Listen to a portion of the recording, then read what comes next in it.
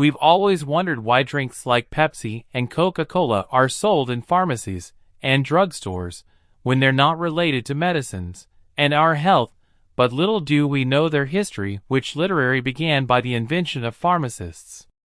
The history of Pepsi is very similar to that of Coca-Cola. You can check out in the description box. Let's dive into the interesting history of Pepsi from its creation to a controversial Madonna advert, to a lottery scandal that led to the death of many and injury to a lot. We have a lot to uncover, guys. Welcome to the channel, if you're new, and if you're a returning subscriber, welcome back. Hey everyone, leave a like, sit back and watch, as we're about to unpack a long interesting history and expose controversies. Firstly, what is Pepsi, and what is it made of? Pepsi is a carbonated soft drink with a cola flavor, manufactured by PepsiCo. As of 2023, Pepsi is the second most valuable soft drink brand worldwide behind Coca-Cola. The two share a long-standing rivalry in what has been called the Cola Wars. Pepsi, originally created in 1893 by Caleb Bradham and named Brad's Drink. It was first sold in his drugstore in New Bern, North Carolina, and renamed Pepsi Cola in 1898 due to its supposed digestive benefits. It was later shortened again to Pepsi in 1961. The beverage's formula initially included sugar and vanilla but not pepsin, despite speculation due to the origin of its name. Not long after its career launch, Pepsi struggled with financial stability, going bankrupt in 1923, but was subsequently purchased and revived by Charles Goose, who reformulated the syrup. Pepsi gained popularity with the introduction of a 12-ounce bottle during the Great Depression and clever marketing strategies like the nickel nickel jingle, doubling sales by emphasizing its value.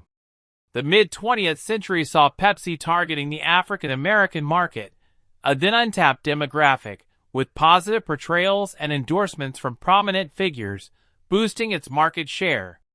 Regardless of the occasional controversies, such as an aborted Madonna advertisement and the Pepsi number fever fiasco in the Philippines, these controversies of which we would dive on later in this video, Pepsi has remained a prominent global brand, partly thanks to innovative marketing campaigns and sponsorships in sports and entertainment.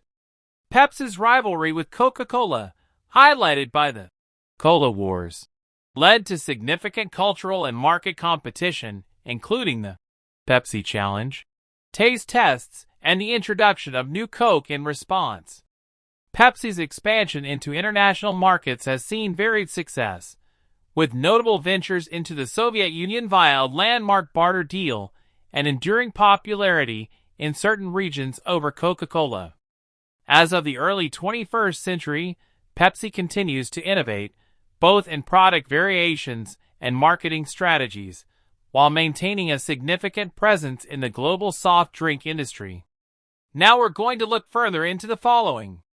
How much worth of Pepsi was able to be sold at the start of Pepsi's career? What was responsible for them getting bankrupt? How did they possibly come out of bankruptcy? How did they grow in popularity? So firstly, Bradham was selling Pepsi from his drugstore to a rented warehouse. That year, Bradham sold 7,968 gallons of syrup. The next year, Pepsi was sold in 6-ounce bottles, and sales increased to 19,848 gallons. In 1909, automobile race pioneer Barney Oldfield was the first celebrity to endorse Pepsi, describing it as a bully drink, refreshing, invigorating, a fine bracer before a race. The advertising theme, delicious and healthful, was then used over the next 2 decades.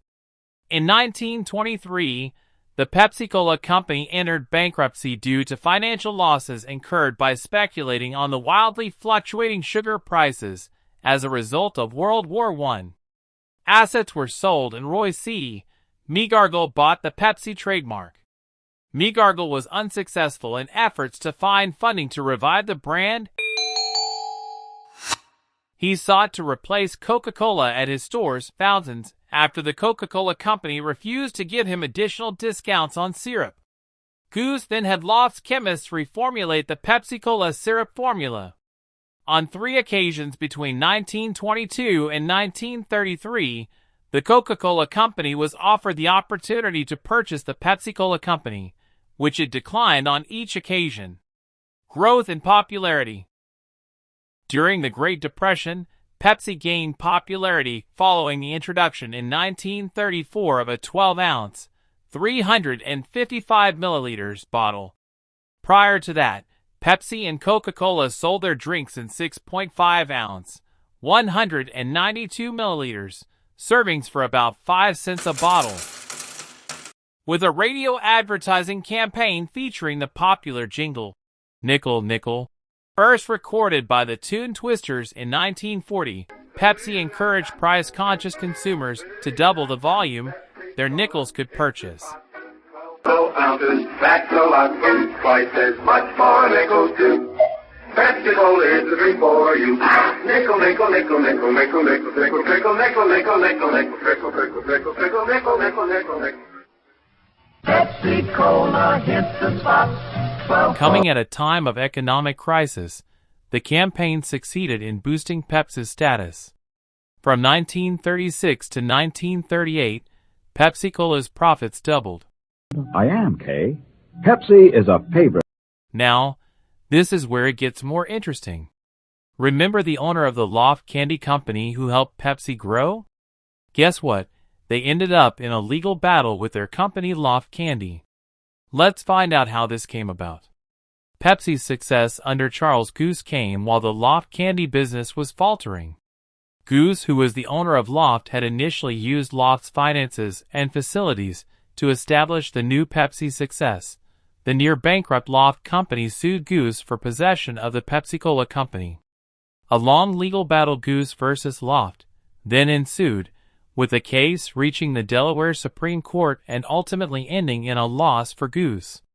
Now, after all these struggle, Pepsi is transferred to a third owner, Loft Candy. Pepsi marketing has also been marred in controversy. In 1989, Pepsi commissioned a $5 million marketing campaign to coincide with the release of Madonna's song, Like a Prayer, but was canceled following strong backlash regarding the religious themes in the song's music video. In 1989, Madonna starred in a Pepsi commercial that never saw the light of day until now. The star shared the commercial on Instagram, saying that 34 years after it was canceled, Pepsi was finally revealing the spot. Madonna said that before the commercial could premiere, her Like a Prayer music video came out and proved controversial. Here's a look at the controversial video.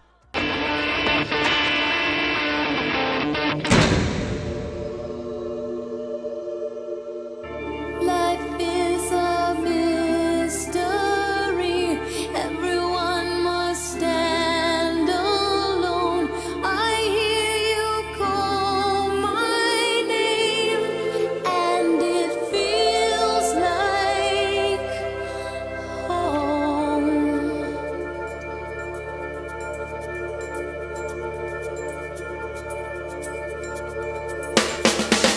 When you call my Let's check out the commercial too.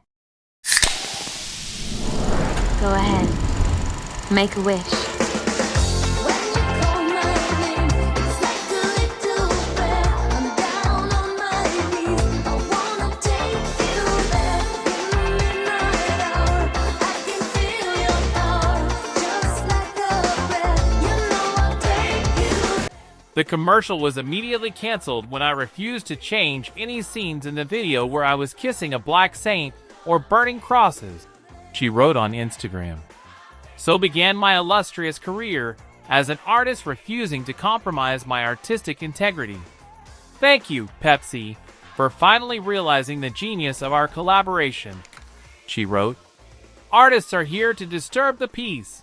In 1992, the Pepsi Number Fever marketing campaign in the Philippines accidentally distributed 800,000 winning bottle caps for a 1 million peso grand prize, leading to riots and the deaths of 5 people. How did this happen? In February 1992, Pepsi Philippines, PCPPI, announced that they would print numbers ranging from 001 to 999 inside the caps, crowns, of Pepsi, 7-Up, Mountain Dew and Mirinda bottles. Certain numbers could be redeemed for prizes, which ranged from 100, about $4 to 1 million pesos for a grand prize, roughly $40,000 in 1992, equivalent to 611 times the average monthly salary in the Philippines at the time. Pepsi allocated a total of $2 million for prizes. A marketing specialist, Pedro Vergara, based Pepsi Number Fever on similar, moderately successful promotions that had been held previously in Vergara's geographic area of expertise, Latin America. Pepsi Number Fever was initially wildly successful and increased Pepsi's monthly sales from $10 million to $14 million, and its market share from 19.4% to 24.9%. Winning numbers were announced on television nightly. By May, 51,000 prizes had been redeemed, including 17 grand prizes, and the campaign was extended beyond the originally planned end date of May 8th by another 5 weeks. Now, how did the incident happen? On May 25, 1992, the ABS-CBN evening news program TV Patrol announced that the grand prize number for that day was 349. Grand prize winning bottle caps were tightly controlled by PepsiCo. 2 bottles with caps with that day's winning number printed inside of them, as well as a security code for confirmation, had been produced and distributed. However, before the contest was extended to add new winning numbers, 800,000 regular bottle caps had already been printed with the number 349, but without the security code. Theoretically, these bottle caps were cumulatively worth $32 billion. Thousands of Filipinos rushed to Pepsi bottling plants to claim their prizes. PCPPI initially responded that the erroneously printed bottle caps did not have the confirmation security code, and therefore could not be redeemed. Newspapers the next morning announced that the winning number was in fact 134, adding to the confusion. After an emergency meeting of PCPPI and PepsiCo executives at 3 a.m. on the 27th, the company offered 500 pesos, $18, to holders of mistakenly printed bottle caps, as a gesture of goodwill. This offer was accepted by 486,170 people, at a cost to PepsiCo of $8.9 million, 240 million pesos. Many irate 349 bottle cap holders refused to accept PCPPI's settlement offer. They formed a consumer group, the 349 Alliance, which organized a boycott of Pepsi products and held rallies outside the offices of PCPPI and the Philippine government. Most protests were peaceful, but on February 13, 1993, a schoolteacher and a 5-year-old child were killed in Manila by a homemade bomb thrown at a Pepsi truck. PCPPI employees in Davao were killed by a grenade thrown into a warehouse. PCPPI executives received death threats, and as many as 37 company trucks were overturned, stoned, or burned. One of the 3 men accused by the NBI of orchestrating the bombings claimed they had been paid by Pepsi to stage the attacks, in order to frame the protesters as terrorists. Then Senator Gloria Macapagal Arroyo suggested that the attacks were being perpetrated by rival bottlers attempting to take advantage of PCPPI's vulnerability. The Philippine Senate's Committee on Trade and Commerce accused Pepsi of gross negligence, and noted that it was involved in a similar fiasco in Chile just a month before the 349 incident. About 22,000 people took legal action against PepsiCo. At least 689 civil suits and 5,200 criminal complaints for fraud and deception were filed. In January 1993, Pepsi paid a fine of 150,000 pesos to the Department of Trade and Industry for violating the approved conditions of the promotion. On June 24, 1996, a trial court awarded the plaintiffs in one of the lawsuits 10,000 pesos, about $380 each in moral damages. 3 dissatisfied plaintiffs appealed, and on July 3, 2001, the appellate court awarded these 3 plaintiffs 30,000 pesos, about $570 each, as well as attorney's fees. PCPPI appealed against this decision. The suit reached the Philippine Supreme Court, which in 2006 ruled that PCPPI is not liable to pay the amounts printed on the crowns to their holders, nor is PCPPI liable for damages thereon, and that the issues surrounding the 349 incident have been laid to rest and must no longer be disturbed in this decision. To commemorate the promotion, the IG Nobel Prize, a spoof of the Nobel Prizes organized by the Massachusetts Institute of Technology's Journal of Irreproducible Results, awarded its 1993 Peace Prize to PCPPI for bringing many warring factions together for the first time in their nation's history. In the immediate aftermath of the scandal, sales of Pepsi products in the Philippines plunged to 17% of the total market share, but recovered to 21% by 1994. This isn't even all of the controversy, guys. In the mid-1990s, PepsiCo aired a series of commercials aiming to promote their Pepsi products and associated point system. According to this system, purchasing Pepsi products allowed customers to collect points that could be used to claim prizes such as t-shirts or sunglasses. One commercial showed that, for 7 million points, the prize was an AV-8B Harrier II jet. Its value at the time was estimated at $32 million. While the commercial was a tongue-in-cheek, it lacked a disclaimer indicating so. John Leonard, a 21-year-old business student in 1996, found that it was possible to purchase Pepsi points for 10 cents each. Thus 7 million points cost $700,000. The rules only required a minimum of 15 Pepsi points worth of physical tags from Pepsi products beyond the purchase points. Leonard convinced 5 investors to help him buy the remaining points. One of these investors was Todd Hoffman. Leonard sent his points and a check to claim the jet. PepsiCo denied his request and argued that the commercial was a joke. They pointed out that the jet was not an item offered in their catalog of products that can be obtained with Pepsi points. After initially being sued by PepsiCo in the Southern District of New York, in an effort to establish a favorable venue, Leonard filed a lawsuit in Miami accusing PepsiCo of breach of contract, fraud, deceptive and unfair trade practices, and misleading advertising. He hired political strategist and later celebrity attorney Michael Avenatti to be a part of his team.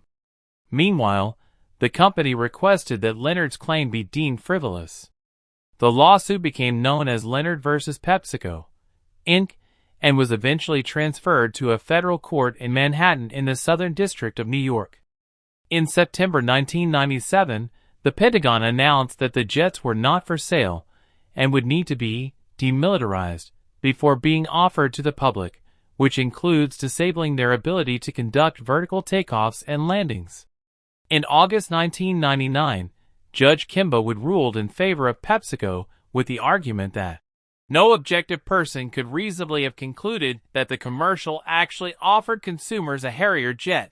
In her judgment, Wood sided with PepsiCo, noting the frivolous and improbable nature of landing a fighter jet in a school zone that was portrayed by the protagonist of the commercial.